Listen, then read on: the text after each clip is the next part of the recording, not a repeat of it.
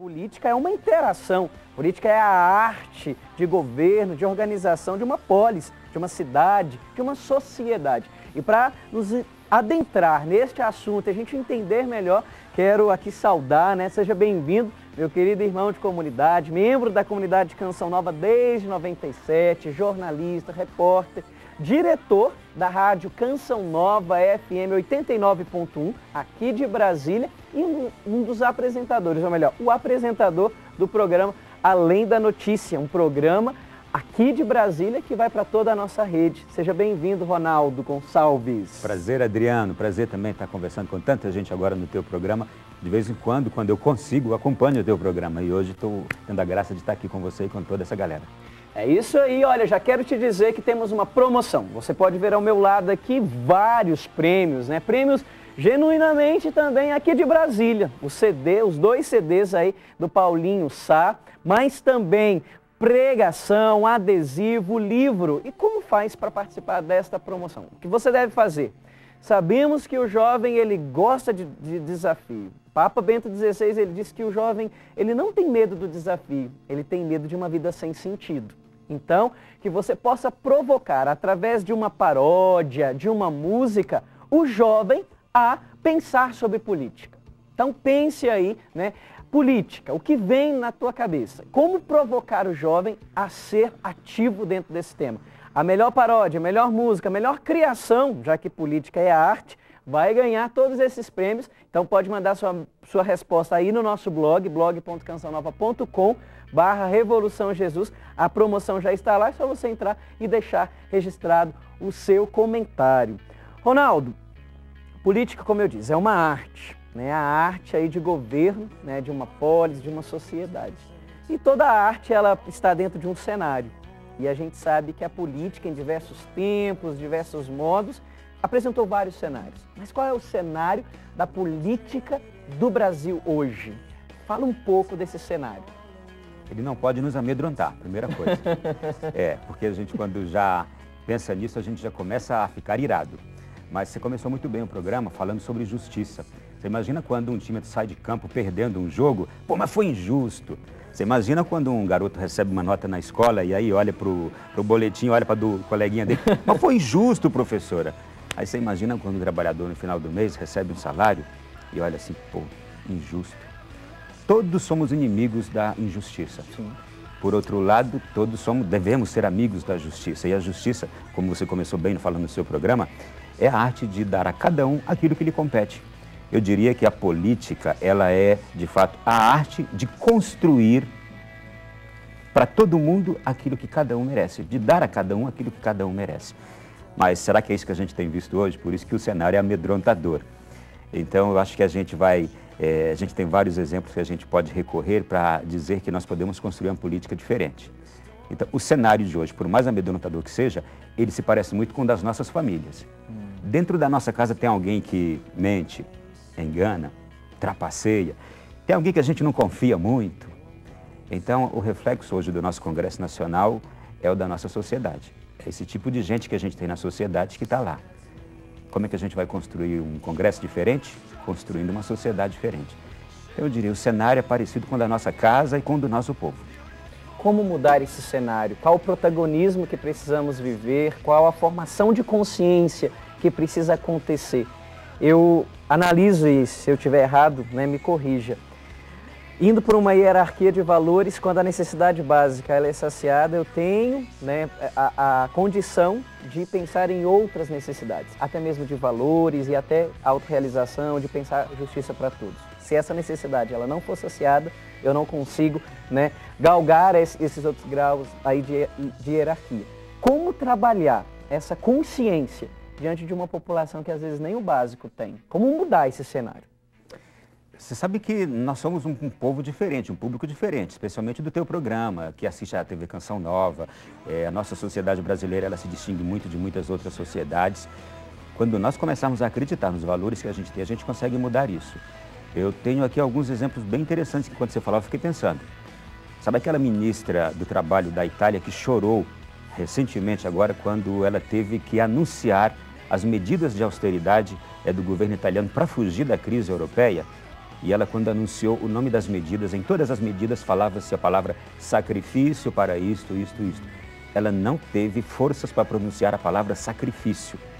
Ela chorou e o outro ministro que estava ao lado dela foi quem continuou para dizer das medidas duras, sobretudo aquelas que aumentariam o tempo de trabalho dos aposentados. A pessoa vai ter que trabalhar muito mais para se aposentar na Itália. Esse é um exemplo de alguém que, por causa de seus valores, sabe que tem que tomar medidas amargas para resolver um problema. Recentemente fiquei muito contente ao ver uma outra ministra, a francesa, que acabou de tomar posse. Ela foi para uma reunião de gabinete usando calça jeans e foi, por causa disso, censurada por causa de seus colegas. E ela diz, mas vem cá, eu sou uma cidadã comum, inclusive eu vim de metrô para a reunião. Então acharam aquilo absurdo. Não é? E aqui pertinho de nós, na América do Sul, a gente tem também um exemplo bem bacana. O presidente do Uruguai, José Pepe Mujica, se não me engano o nome dele, ele acabou de dar um exemplo fantástico. Ele mora numa chacrazinha desde quando assumiu a presidência. Os 12.500 dólares que ele ganha, 90% ele doa para instituições de caridade e ele leva as pessoas para a casa dele, vai à rua comprar uma tampa de uma privada, põe debaixo do braço e volta para casa. Então, como é que a gente vai mudar essas coisas e aonde recorrer, o que fazer? Buscando nos nossos valores justamente a nossa identidade. Se a gente se mantiver firme naquilo que a gente acredita e nos nossos valores, é que a gente consegue mudar esse cenário. E você acredita, quando a gente para ver o cenário político, seja de qualquer época for, a gente vai ver um protagonismo juvenil, né? A maioria das revoluções tiveram por detrás muito jovens, né? E até mesmo em sentido cronológico, mas também de inovação. E hoje parece que a juventude ela não quer tanto lutar, porque parece que não vê sentido na luta, ou a gente vê algumas lutas muito particulares, né? A gente vê a questão das universidades federais aí, né? Às vezes uma atitude, uma carreata muito pontual ali naquela situação e não vê todo um sistema educacional. Você acredita que ainda vale a pena esse tipo de manifestação juvenil que acompanhou tantos momentos políticos? É só o que resolve. E, aliás, essa é uma opinião unânime de defensores, por exemplo, da moral, da ética hoje, porque vê-se hoje como um caos a situação que a gente vive. A situação política que a gente vive vê-se hoje como um caos. A situação moral vê-se como um caos. Se a gente for analisar também as tantas injustiças que acontecem e que ninguém consegue resolvê-las, estamos com um sistema jurídico num caos. Não se consegue nenhuma mudança, e eu inclusive tive a ocasião de escutar isso de dois políticos dos mais renomados no Brasil no momento, e que são daqueles de maior credibilidade, porque, como eu disse, na nossa casa a gente não tem também aquelas pessoas que dão a vida, Sim. que são honestas, aquelas pessoas que a gente confia pra caramba. Também na política, é o retrato da nossa família e da nossa sociedade. Tem também gente assim. Eu escutei de dois desses dizerem assim, a única coisa que vai hoje resolver essa questão de corrupção, de imoralidade que nós temos hoje na nossa sociedade, no nosso país, na nossa política, é justamente os jovens voltarem às ruas, a sociedade voltar às ruas. Se não for uma grande mobilização, não conseguiremos mudar nada. Não vai haver reforma política, não vai haver reforma no judiciário, não vai haver reforma em nada. Nós não vamos conseguir mudar nada se o povo não for para as ruas. Você está acompanhando o programa Revolução Jesus direto aqui de Brasília e nós queremos te provocar a essa atitude, não essa passividade. O jovem hoje que acredita nessa revolução, ele também se adere a essas causas sociais, não como uma visão fechada, egoísta, nos seus interesses particulares, mas vendo também uma realidade local, às vezes do teu bairro, o que você pode fazer naquela associação de bairro. Olhando um pouco mais na tua cidade, depois no teu estado, até crescer uma dimensão um pouco mais macronacional. Graciele, perguntas pelo nosso Twitter? Sim, temos sim. Mesmo nosso programa sendo gravado, o pessoal está interagindo pelo @Revolução Jesus. E uma pergunta da Ana Cristina, achei bem interessante. Mesmo sendo opcional, né, votar a partir dos 16 anos, é interessante mesmo para o jovem já começar a votar com os 16 anos ou é legal ele esperar até os 18 anos, quando atinge a sua maioridade? Ô, Graça, a gente já tem hoje tanta maturidade para trabalhar, por exemplo, com as novas mídias, com as novas tecnologias, para decidir tantas coisas.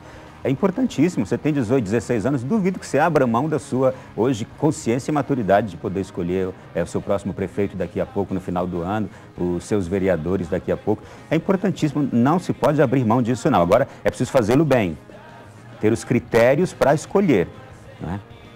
E mais uma pergunta também do Rafael. Ele pergunta assim, o Estado laico, qual a postura de um político católico frente às leis que vão contra a fé católica? É preciso tirar, a gente precisa separar muito bem as coisas e deixar que uma confusão seja separada dessa visão. Nós não podemos confundir Estado laico com Estado inimigo da religião. Quem disse que o Estado laico é inimigo da religião? Muito pelo contrário, o Estado laico ele é livre para que aqueles que exercem o poder dentro dele ajam de acordo com a maioria. Qual é a nossa maioria hoje? Se nós nos unirmos aí, a sociedade brasileira toda hoje, nós temos aí 90 e pouco por cento de cristãos. Então, o que fazer? É cada um daqueles que estão hoje à frente também não terem medo de, por causa de uma minoria que faz um barulho tão grande, querendo que seus pontos de vista prevaleçam diante de todas as situações, que a gente diga, não, mas nós somos maioria. Em qualquer lugar, a maioria, ela tem direito de poder escolher. E se nós somos cristãos, embora o Estado seja laico, mas a maioria dessa população é cristã, ela tem o direito dela escolher hábitos cristãos, dela escolher viver de forma cristã. Então nós temos que separar muito bem as coisas. Estado laico não tem nada de Estado inimigo de religião. Ele é um Estado livre para escolher pela maioria do seu povo.